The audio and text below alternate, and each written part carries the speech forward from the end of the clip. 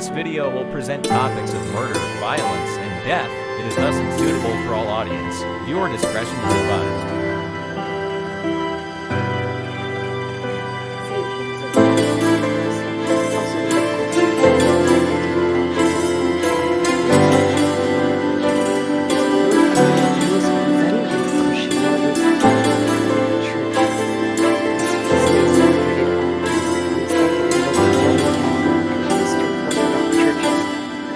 He was born in the faith.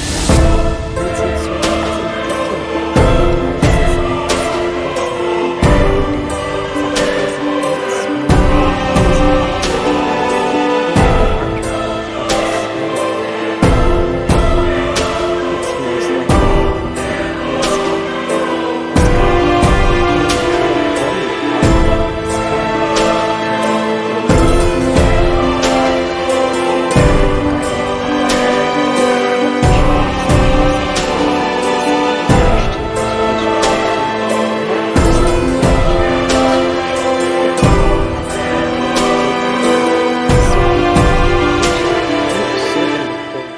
as Bishop Valerius had a speech impediment and that hindered his ability to teach publicly.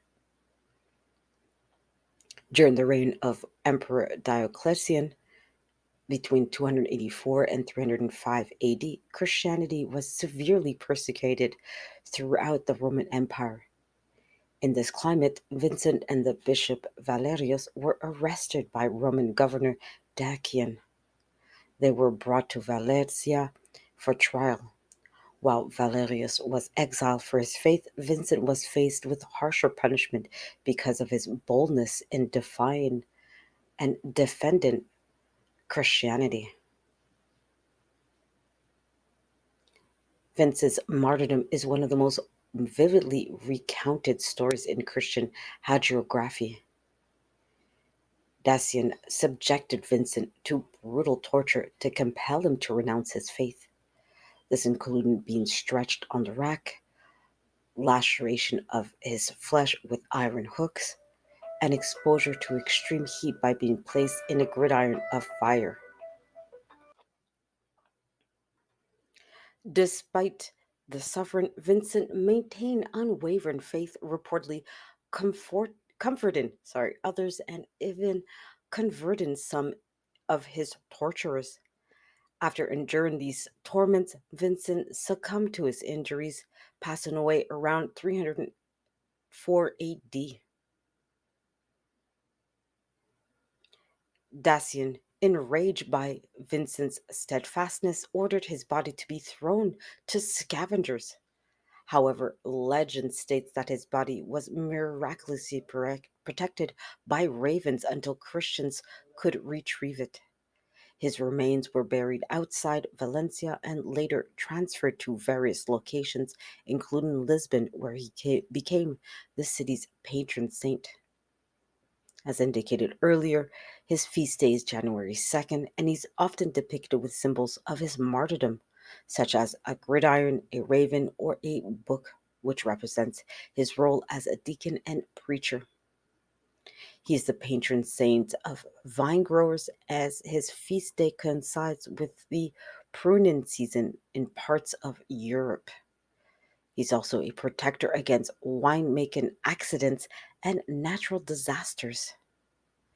A basilica in Valencia and the monastery São Vicente de Faro, in Lisbon, dedicated to his memory. Vincent's courage and his faith became inspiration for persecuted Christians around Europe. His story was recounted in the writings of Prudentius, a 4th century Christian poet, and later incorporated into medieval liturgical text. Churches, towns, and landmarks throughout the Christian world have been named in his honor, particularly in Spain and Portugal. St. Vincent's unwavering faith in the face of immense suffering serves as a timeless testament to the strength of belief and the power of spiritual conviction. Saint Vincent of Saragossa, a prominent early Christian martyr, is richly represented in Christian art and iconography. His depictions often reflect his role as a deacon and his martyrdom, as well as the symbols associated with his life and passing. Here is a brief account of the key elements of his iconography. Overall, he's shown commonly portrayed in the traditional attire of a deacon, which includes a dalmatic, a wide sleeved knee length tunic that is often ornately decorated, as well as a stole, a narrow strip of cloth draped over one shoulder, symbolizing his role as a servant of the church. He's usually depicted as a young man, reflected in his presumed early martyrdom. St. Vincent's attributes often emphasize his martyrdom and service. The gridiron used in his torture is the most recognizable symbol associated with St. Vincent. It is frequently shown at his side, held in his hand, or as a part of the background. A palm branch is also usually included, which is a symbol of his martyrdom and victory over death, often depicted in his hand or nearby. As a deacon responsible for reading and preaching the gospel, he's often shown holding a book symbolizing his ministry of the world. Some secondary attributes include the following, as these symbols are less common but still significant in his iconography. Iron hooks, representing the tools used during his torture, they may appear in scenes of his martyrdom or objects near his feet. A raven. Legend recounts that ravens protected his body from desecration. A raven is often depicted guarding or hovering near his remains. Chains or shackles, reflecting his imprisonment and suffering for his faith. Many symbols of his life are often depicted as well. The iconographic cycle of St. Vincent often includes scenes from his life and martyrdom, such as his preaching, depicted as a deacon standing beside Bishop Valerius or preaching to the faithful. He's often as well shown in trial before Dacian, representation of Vincent boldly defying his faith before the Roman governor. There may be also scenes of showing or depicting his torture, which is often included in scenes of being stretched on the rack, being grilled alive on a gridiron, or his flesh being torn by iron hooks. These scenes also may include his miraculous protection by ravens guarding his body from scavengers, or Christians secretly retrieving his body and burying his remains. There's, of course, many colors used in depictions also carry symbolic meanings. Gold is often used, which is symbolizing his heavenly reward and martyrdom. Red is used to represent his sacrifice and the blood he shed, while as white signifies purity and his role as a holy deacon.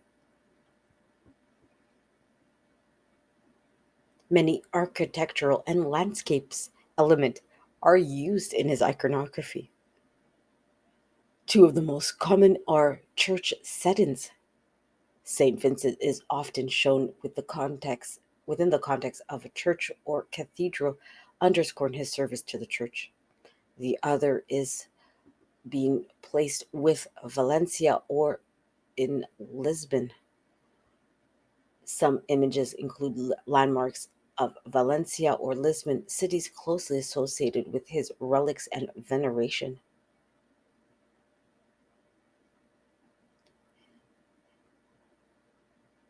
In Eastern Orthodox depiction, St. Vincent is portrayed in a style typical of the Byzantine art. This may include stylized features, large eyes, elongated face, and a solemn expression. A halo is a prominent feature. It is a golden color and around his head, emphasizing his sanctity. Inscriptions are often included as well, usually his name, often written in Greek or Cyrillic, which accompanies his image.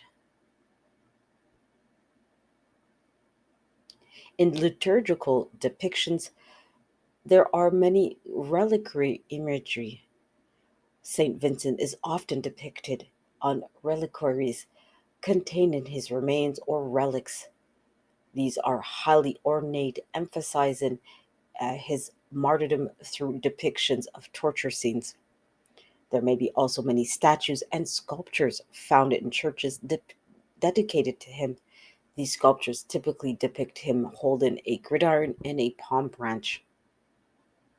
Of course, there are many regional variations of his iconography. In Spanish art, his imagery is particularly rich, often including architectural details from Zaragoza or Valencia, and emphasizing his role as a national saint. In Portuguese depictions, the raven is more prominently featured, reflecting the local legend of his body being transported to Lisbon by sea. St. Vincent's iconography serves not only as a visual reminder of his faith and martyrdom, but also as an inspiration to Christians to remain steadfast in their beliefs. His symbols, the gridiron, the palm branch, the book, and the raven, encapsulate his story, making him the most easily recognized saints in Christian art. Saint Vincent of Saragossa is one of the most venerated early Christian martyrs and is credited with several miracles both during his life and after his passing. These miracles have been preserved in Christian tradition, particularly in geographical works and liturgical texts. Here is a brief description of the miracles associated with him.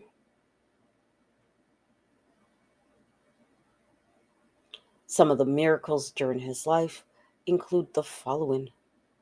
Although St. Vincent is primarily known for his martyrdom, there are traditions that attribute miraculous occurrences to him during his lifetime.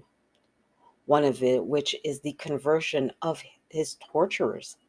While being tortured under the orders of the Roman general Dacian, Vincent's courage, serenity, and unwavering faith reportedly inspired some of his torturers to convert to Christianity.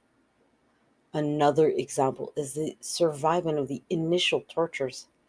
Despite the extreme torment inflicted on him, Vincent survived for an extended period, which was seen as a miraculous and a testament to divine intervention. There were, of course, many miraculous events during his martyrdom. Several miracles were said to have occurred during his torture and passing. There was a report of a heavenly light, for example. It is said that a radiant heavenly light filled the chamber where Vincent was being tortured, signifying divine approval and his sanctity. Another example is singing amidst his suffering. According to tradition, Vincent sang psalms and hymns while enduring severe torture, which was seen as a miraculous expression of divine strength and grace. There were, of course, many miracles after his passing. The most significant miracles associated with Vincent occurred after his martyrdom, often related to his remains and their protection. After Vincent's passing, Governor Dacian ordered his body to be left unburied as a final act of desecration. Miraculously, ravens appeared and protected his body from scavengers and wild animals, allowing to remain it un- intact until Christians could recover it. This event became one of the most defining legends of St. Vincent's sanctity. When St. Vincent's body was thrown into the sea, legend says that it was miraculously returned to shore, completely intact and unharmed, underscoring the sacredness of his remains. Numerous miracles were also attributed to relics of St. Vincent, particularly those preserved in Valencia, Lisbon, and several other places. Pilgrims who visited his tomb or touched his relics reported being healed of illnesses including paralysis, blindness, and other chronic conditions. During time of plagues, drought, or other disasters, processions involving his relics were said to bring relief and divine intervention. According to Portuguese tradition, St. Vincent's relics were miraculously transported by sea from Valencia to Lisbon, guided by ravens. This event further solidified his role as a patron saint of Lisbon. In regions where St. Vincent's cult is strong, such as France and Spain, his intercession was credited with protection of vineyards from diseases and ensuring an abundant harvest. This gave rise to his association as the patron saint of vine growers. Throughout the centuries, many miracles have been attributed to the intercession of St. Vincent. An example is the deliverance from natural disasters. Many towns and cities that venerated Vincent for being spared from earthquakes, floods, or famine throughout his intercession. Many victories in battles were associated to his intercession. In medieval times, armies prayed for Vincent's intercession before battles and credited victories to his aid. There were also many numerous stories recounting how prayers to St. Vincent brought about conversions among non believers or lapsed Christians.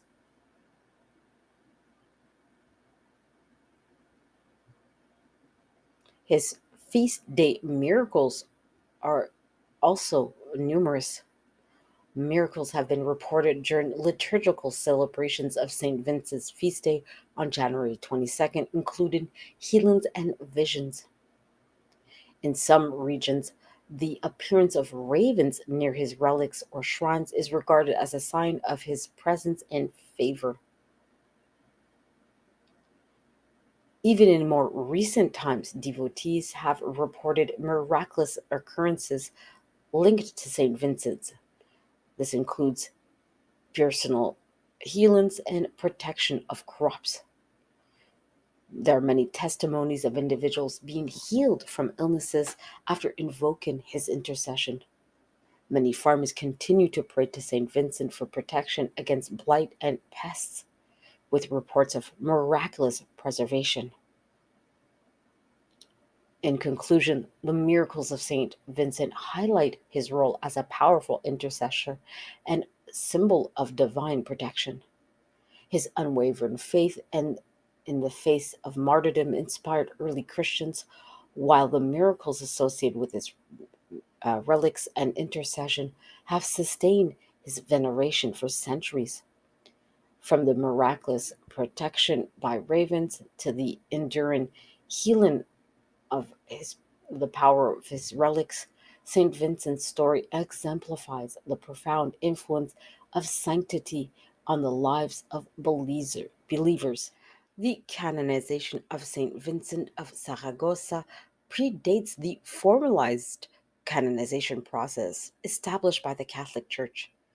As an early Christian martyr of the 4th century, St. Vincent was venerated through a process that evolved organically, rooted in the customs and practices of the early church. Here's a brief description of how his sainthood was recognized and celebrated. Saint Vincent lived during the Diocletian persecution from 303 to 311 AD and is one of the most intense periods of anti Christian oppression in the Roman Empire. Martyrdom during this era was seen as the ultimate witness to faith, and martyrs were almost universally regarded as saints by the Christian community. As one of the first known martyrs in the Iberian Peninsula, Vincent's sanctity was recognized immediately after his passing. In the early church, martyrs were venerated without a formal canonization process. The faithful commemorate their sacrifices through feast days. For example, Vincent's feast days on January 22nd was established by the local Christian community in Valencia shortly after his passing. His body and associated relics were also preserved and venerated as another example. Miracles, attributed to his relics further reinforced his sanctity. And of course, there were many liturgical recognitions. His name was included in regional liturgies, a key indicator of sainthood in the early church. Another part of the process of his canonization was the spread of devotion. Pilgrims visited his tomb and relics, particularly in Valencia and later Lisbon. Reports of miracles attracted more widespread attention to St. Vincent's tomb and relics. The poet Prudentius from 348 to 413 AD wrote about Vincent in his poem Peris Stephanon, describing his martyrdom and veneration. Other accounts of his life and death were included in early Christian martyrology, such as the Roman martyrology. During the formalized process in the early church, there was, of course, the episcopal approval. In the absence of centralized canonization process, the local bishop played a crucial role in approving venerations. Vincent's bishop Valerius likely supported his cult, given Vincent's service as a deacon. There was, of course, as well a council affirmations. Early church councils, such as those held in the 4th and 5th century, indirectly affirmed the sanctity of martyrs by recognizing their feast days and including their names in official church calendars. By the time of the formal canonization process emerged in the 12th century, St. Vincent was already universally regarded as a saint. His feast day was celebrated throughout Western and Eastern churches, and the Roman martyrology was officially considered as lists uh, St. Vincent, reflecting his universal acceptance. While no single pope canonized Vincent in the modern sense, successive popes acknowledged and promoted his cult.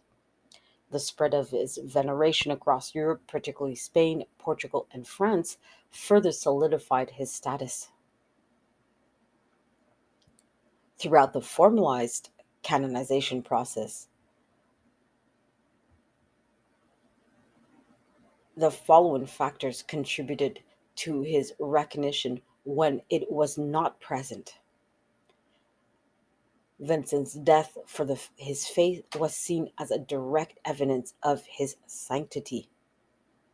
The numerous miracles attributed to him, especially those involving his relics, bolstered his reputation as a saint. The widespread and enduring devotion of Christian community validated his sainthood, and the inclusion of his name in official liturgical martyrologies was equivalent to canonization in the early church process. Today, Saint Vincent of Saragossa is recognized as a saint in the Roman Catholic Church, the Eastern Orthodox Church, and several Protestant traditions that honor early Christian martyrs. His canonization process is considered part of the equivalent canonization tradition, where a saint's long-standing veneration and recognition by the Church universal are deemed equivalent to the formal canonization decree. St. Vincent's canonization process reflects the organic development of sainthood in early church. His recognition serves as a model for how early martyrs were revered as witnesses to faith and defenders of Christian doctrine, and through the enduring legacy of his sacrifice, miracles, and public devotion. In summary, St. Vincent's canonization was not a singular event, but a gradual recognition rooted in his martyrdom, miracles, and the veneration of the faithful, which spread throughout Christendom and was affirmed by the Church over time.